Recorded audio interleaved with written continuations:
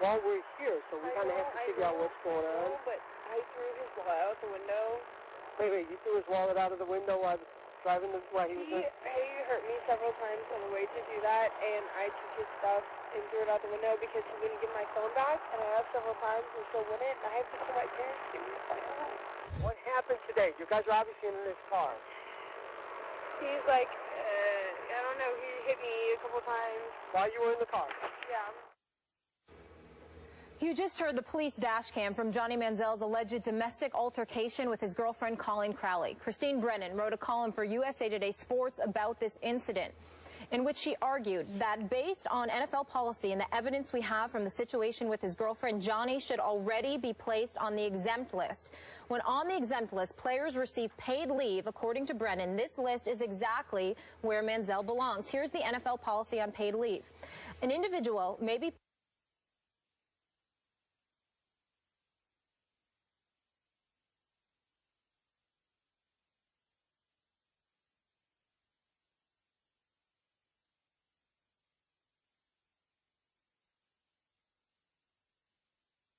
leave will last until the completion of the NFL investigation or disposition of a criminal charge. Skip, should Johnny be on the exempt list? Molly, Stephen A., yes, he should be. And I want to applaud Christine Brennan for stepping up and writing this today in today's USA Today. And as you know, Stephen A., and I'll say it again up front, I'm a fan of Johnny Manziel's. Heck, I consider myself a friend of Johnny Manziel's. But I also said when we first discussed this incident on last Monday's show that the domestic violence issue operating here was far more serious and should, and I was hoping would be, quickly investigated by the National Football League. I'm going to assume that's going on right now. But to Christine's point, he should already be on the exempt list because that's how the policy reads. And there is plenty enough just on the dash cam from his girlfriend that raises enough suspicion, at least to me, that it's for sure that he should be on the exempt list. And it sounded like some form of domestic violence did take place. So just to reiterate, on the dash cam, you can hear her say, he hit me a couple of times. And then she backtracks a little bit to say, please don't, as if don't make a big deal out of this. How many victims have we seen backtrack after they have been abused by their lover or their husband or their boyfriend? And then she says, he hurt me several times. I'm in fear of my life, said his girlfriend of about a year and a half, said Johnny. And he also told the police that she's now living with him in the suburban Avon, the suburb of Cleveland, Ohio. My first issue is with the Avon suburban police. I think they mishandled this. I think they dropped the ball just the way the NFL so far is dropping the ball, because when a potential victim says that he hit me a couple of times, how do you let Johnny walk away from that? How do you let her walk away from that?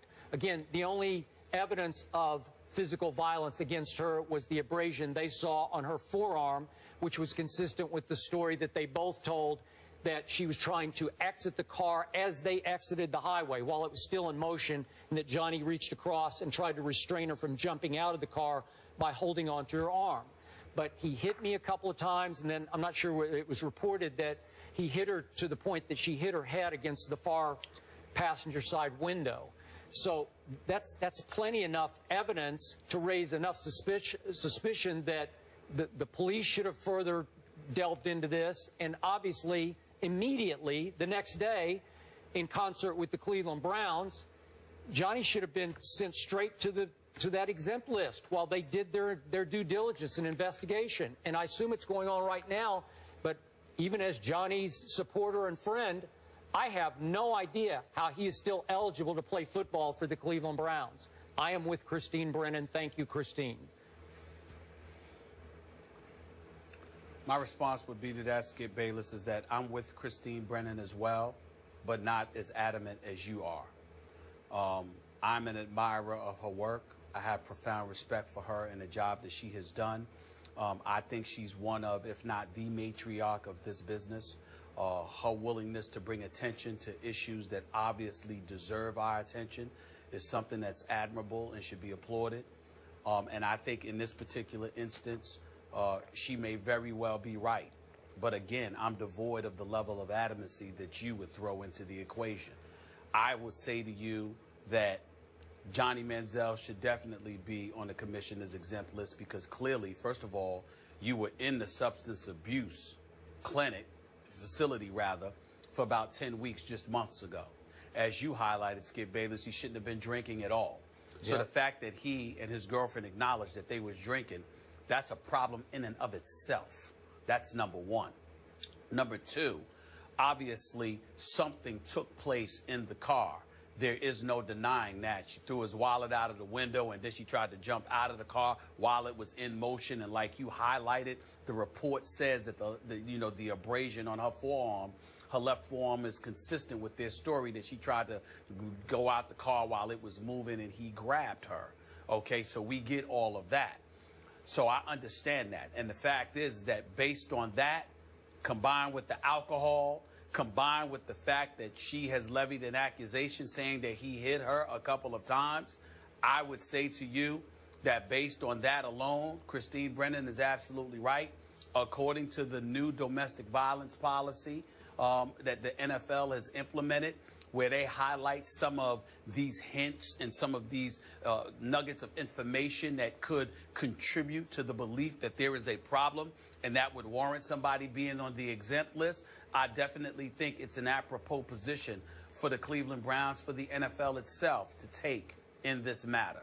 So in that regard, I do agree. The reason that I would say it's devoid of the level of vehemence or the level of adamancy that you had and you brought to the equation is this.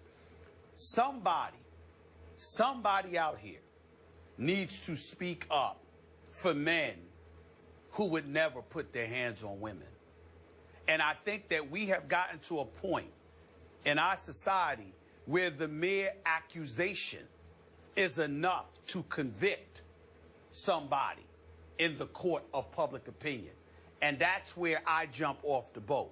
I'm not saying that's the case with Johnny Manziel, but our willingness to broach this subject and every subject like this, we are quick to sit there and come across, not this show, but I'm talking about as a society in this day and age, to attach such a strong level of guilt. And I'm not saying that's wrong, because we've been educated and we've learned that 85% of the victims of domestic issues, domestic violence, happens to be women.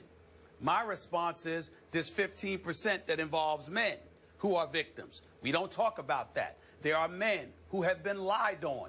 We don't talk about that.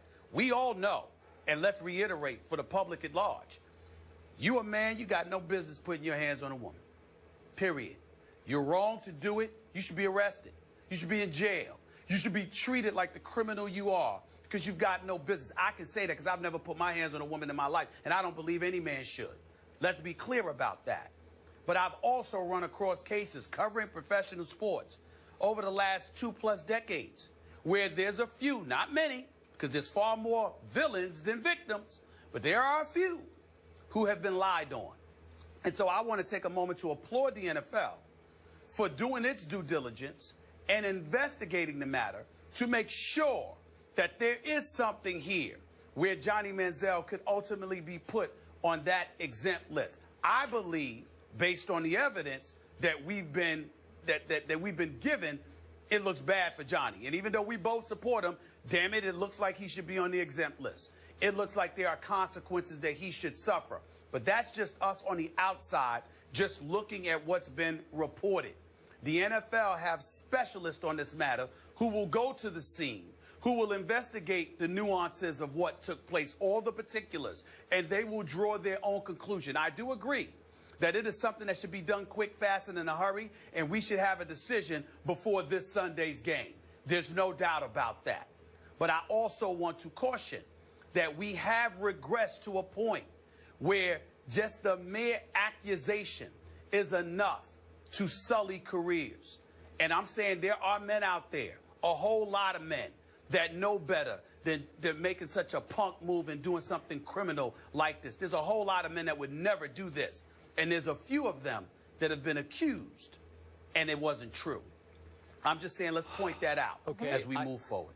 I got it, but I don't think we've regressed. I think we've progressed to the point that we are listening to the victim. And again, the NFL is again dropping the ball. When is it going to learn? It should have jumped in and gotten to the bottom of this much quicker. Let me finish real quick here.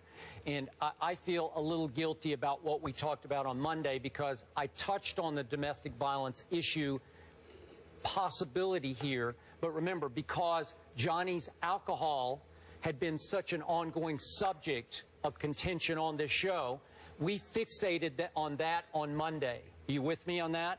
Because that's what was near and dear to us was he had just gone through, what was it, 10 weeks, 2.5 months of rehab, and it appeared to both of us that he had failed because he admitted he had had some drinks.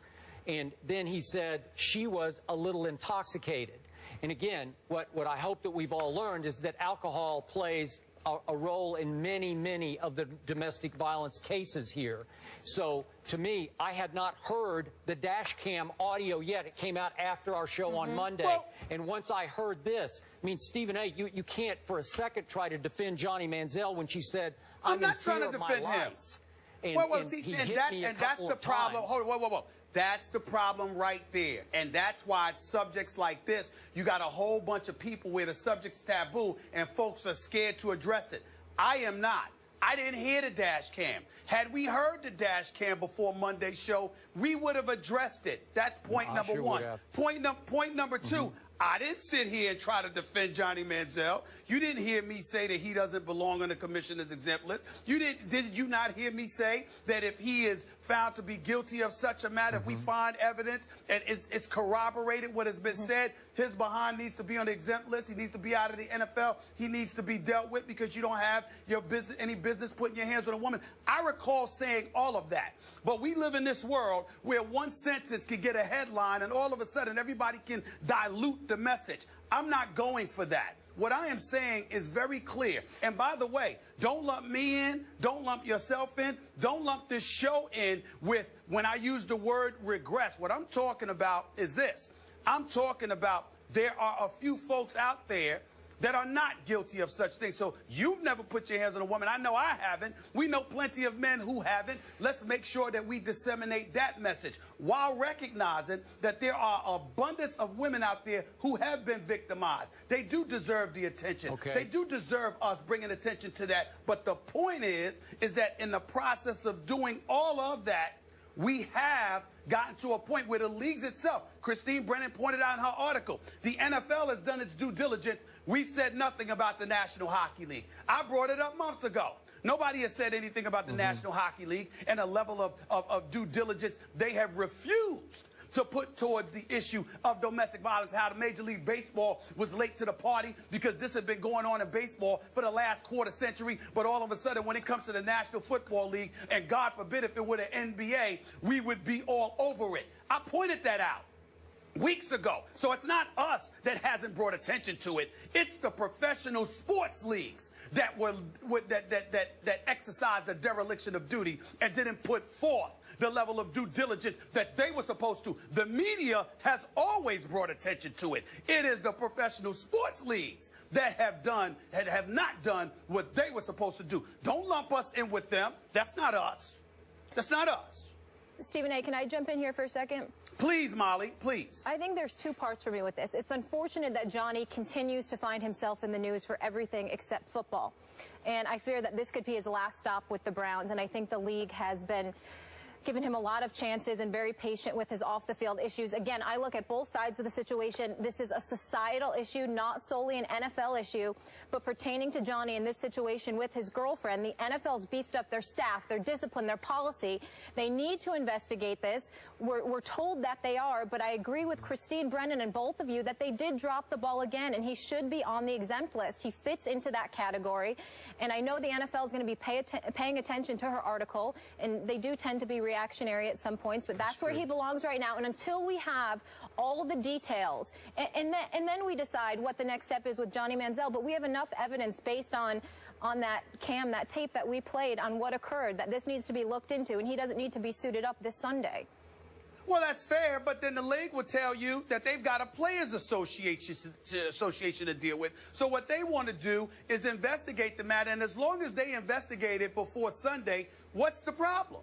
Sunday hasn't arrived yet. This just took place a few days ago. If they deal with this before Sunday, what are we going to say then? It's Thursday. They got 3 days before Sunday. What if they deal with it then? And if they put forth their due diligence, then they don't have to worry about DeMaurice Smith or Jeffrey Kessler or anybody else coming to them and saying you didn't dot your I's and cross your T's appropriately. So we have to take into consideration what they have to battle and what they have to deal with. And also, while we're doing so, let's not gloss over what Christine Brennan said. She said the NFL should be applauded in some respects, while she said they should still make this decision about Johnny Manziel. But she also highlighted the National Hockey League and what it's not doing. But we don't hear anybody talking about that.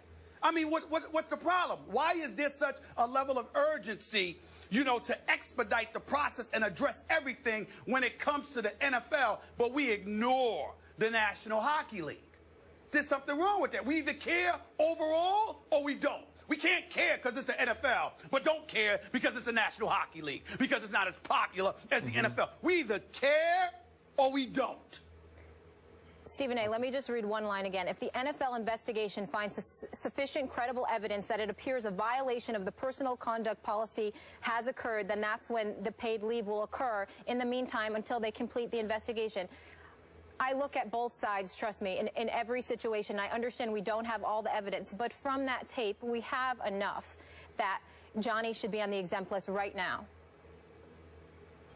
Well, again, like I said to you, I have no problem with that. I'm just saying that I appreciate the NFL saying we're sending somebody out there ourselves, and this matter will be handled. Now, if Sunday comes and Johnny Manziel is playing, he's suited up, we got a problem. Molly's position is absolutely on the money. So is Christine Brennan's. But what's the matter with the NFL saying it's Thursday? We're sending somebody out there. We've already sent somebody out there. We're investigating the matter. What if the NFL comes down with the position tomorrow to put Johnny Manziel on the exempt list? We going to get on them because they didn't do it Thursday morning? Although this actually happened early last week, and then it didn't break until, I think, last Friday, late afternoon, after our Friday show. And the dash cam, to your point, fair on your side, that the dash cam it wasn't made public by the suburban police department until Tuesday, I think, maybe late Monday afternoon. So, okay. Something needs to be dealt with now. See, it needs to be done before Sunday. Yeah. It needs to be done before Sunday.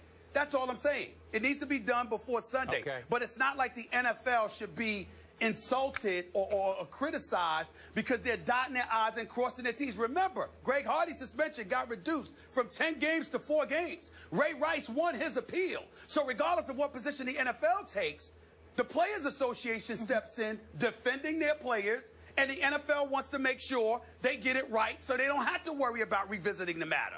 I don't see a problem with that as long as it's dealt with before Sunday. Got it. The policy is now in place, and they have the opportunity to get it right here with this one. And again, an unfortunate situation that Johnny's in the news for issues like this. Moving on, another decade of dominance. A 38-year-old Tom Terrific says he could see himself playing for a long time. Just how long? We'll tell you after the break. Skip, you're going to love this. Oh, I hope so.